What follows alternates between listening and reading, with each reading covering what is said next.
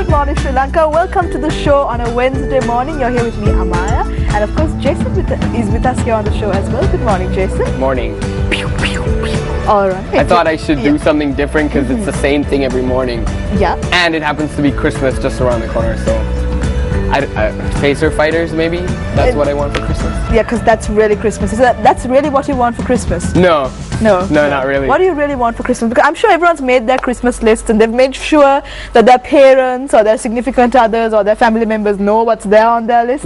So that's the usual routine for all of us. Now, I've made sure that my family knows what I want for Christmas. Yeah. What do you want for Christmas? Also, just to mention that today's show, at the end of it, we'll be having our go-to specialist, childcare specialist, Arundhati, who'll be letting you know what to get your kids on Christmas. Maybe you don't want to spoil them too much. The right toys. The question goes to you first, though. What do you want? Because I have a phone which is commonly referred to as a gadol bage in Sinhala colloquial I've heard of terms. this, yes. It's a very serious case. I would really want like one of those smartphones where I can swipe and tap and scroll down and do all of these things. Yeah. So, yeah. I sound very techie now on the show, but that's what I really want for Christmas. A smartphone. Alright, you know what I want for Christmas? I want Angela Seneviratne. That's who I want for Christmas. I want to meet her.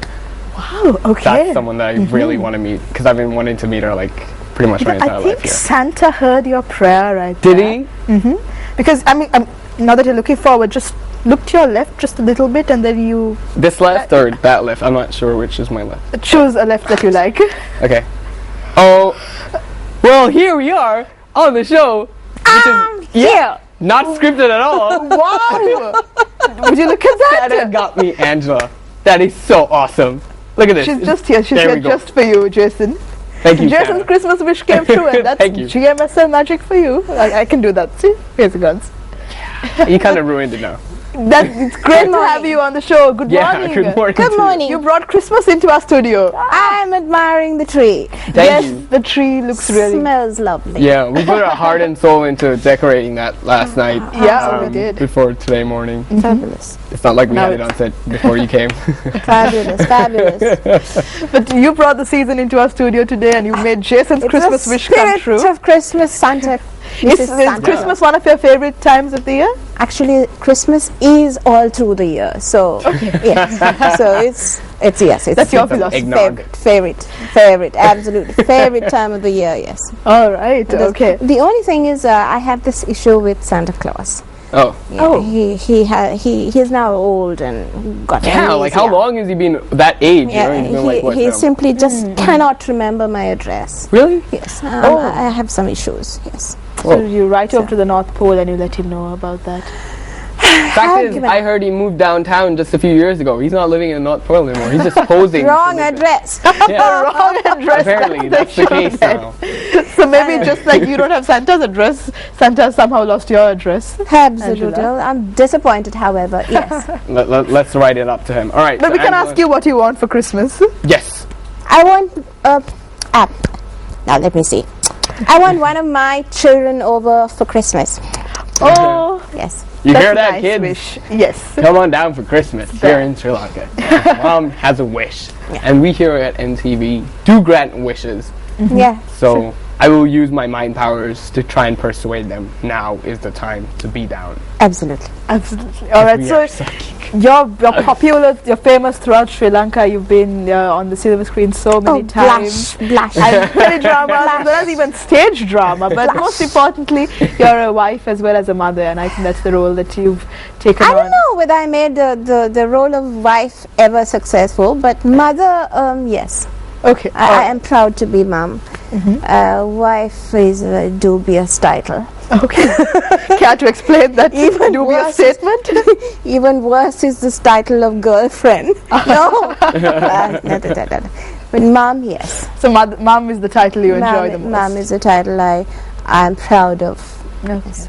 More than all of the other titles. Right. So for the people watching here, how many kids do you have right now? 3 of my own. Okay. 5 stepchildren. And many step grandchildren. I see. Yeah, that's a little confusion. You need a calculator. Yeah, I do. But a Maybe great that should be big my next extended family for Christmas Christmas. Yes. Yeah. So that it always makes fun. The more the merrier during Christmas. right. I That's definitely. You know, I've always asked, out of your 3 biological kids, I've been, a lot of people have asked me this question when it comes to my brothers. You could love all of them equally, but who do you like the most? That is the question. I don't like any of them. That's the best way to answer that question. Jason is just speechless right now. I am.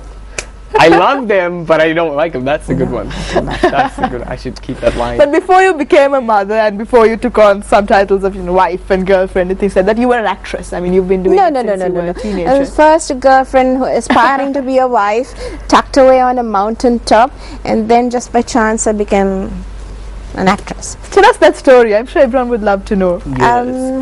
Well, can my mind go back that far? It was so long ago. Dig deep. Once upon a time I was young. Right. Now listen, children. Angela has a story to tell. Once upon a time, yes, when I fell in love and I dreamt that I would be a planter's wife, and I dreamt of these children I would have. Of course, those didn't materialize. I came down to Colombo. I was from a village. I'm a little quiet little village girl. That's pretty. I came down A to village Colombo. where? I was brought up in Talwakali in the mountains. Okay. Yes. It's And came down to Colombo. I studied in Colombo, however, that's just accidental, but I didn't live a life in Colombo, though I studied in Colombo. So when I came back to Colombo to join this bevy of socialites in the Miss Sri Lanka contest in 1975, that's when the general public actually saw me. Right. And then I went to London for the first time, which was a beautiful experience. It was the silver jubilee of the Miss World. So I went there and I saw 23 of the 25 winners before. And I wasn't placed anywhere, of course. But when I came back, I became one of the leading runners in the fashion runway. Right. As a model, as a catwalk model, photographic model, and that's where it started. Yeah. What was that experience like? I'm guessing it was a new experience. Being photographed. For me, the first time I was photographed was when I was 6, and I didn't want to get photographed. I would like to know what your experience was like when the first time you stood in front of the camera. I was born natural for photography and for the stage, because when I was very, very small, I was pushed onto. I went to a boys' school, by the way. I'm very proud to say I'm an old boy of St. Thomas's College. Yes, I like that look. That's very cool. I'm an old boy. It's St. Thomas's College, Bandar, and I'm still an old boy. Very proud to be one. And that's where they actually pushed me onto the stage, into the public, into the eyes of the audience, to perform. And that I must have been 4 when I first performed. But school productions are, however, traumatic, nevertheless. And I have this experience that I must share with you on the show, because at that time we didn't know of gender differences. Okay. We were all together. I thought I was a boy. The boys thought I was a boy, and those boys still think I'm a boy, so that's fine. We're very, very comfortable there. But then we went on the stage, and I remember this first ever song that I performed for. It was called Chinna Chinna Vudu Katti, that is, you make little houses. Chingara Vudu Katti, you make beautiful houses. There were a bunch of us dressed as Tamil girls, and there was a bunch of us dressed as Tamil boys. Sadly, when I was performing, I turned around and I said, Chinna Chinna Vudu Katti, Chingara Vudu Katti, and I looked at this person next to me. It was a boy who, I suddenly recognized him in his little lehenga half sari, and I'm thinking, that's funny, I know him from before. And I stopped my performance with all this audience right in front. I'll never forget, because I was in shock. What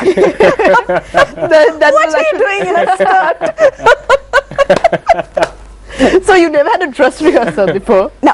Okay, Oh, no dress rehearsal. So I couldn't get over that shock after today. Whenever I see my mate, my classmate, I say, I remember that Chingara to cut.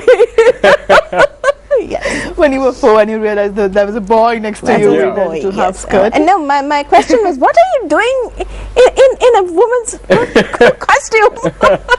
But then, Cross-dressing at 4. oh wow, okay. That is an interesting way to put it, yes. Yes, I know. But then from there onwards, I mean, you moved on to some really great movies, and Kotivalige was sort of a turning point in your career And my life. and your life. Yes, Okay. I virtually caught the tiger by the tail. Yeah, that was also by accident. I mean, fate has some really scheming ideas, I must tell you.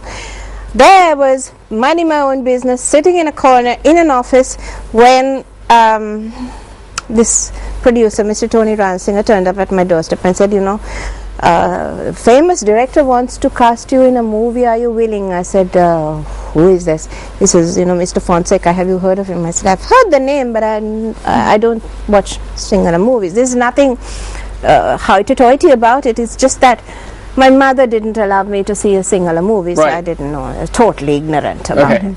So I said, I stammered and stuttered and said, well, I'll meet Mr. Fonseca, but I have a problem. I'm not very good in Sinhalese. Does Mr. Fonseca know English? I didn't know his history. And there I went again, very naive and stupid, and sat there in his hall waiting for Mr. Fonseca to turn up, and he came with a voice booming down the corridor and said, Mrs. Seneviratne, I happen to be educated at St. Thomas's College, Mount Lavinia. And I was thinking, no, why did he say that? I did not. A little birdie told him that you questioned his English skills. Immediately, there was no good morning, sir, or whatever. I just wanted the ground to open, swallow me up, and never for me to emerge again from that. But that was the end of the interview, because from that moment, I just kept quiet. I said, But that is such a great impersonation that you gave us. Like, because everyone remembers him as the James Bond of like movies, and that sounded so much like you've got that so down. Like, hey, how's it going? My name is I Fonseca. felt stupid. I think we can sit here and reminisce with Angela for a long time, but right now we have to go for a very short commercial break. But we'll be right back on the show.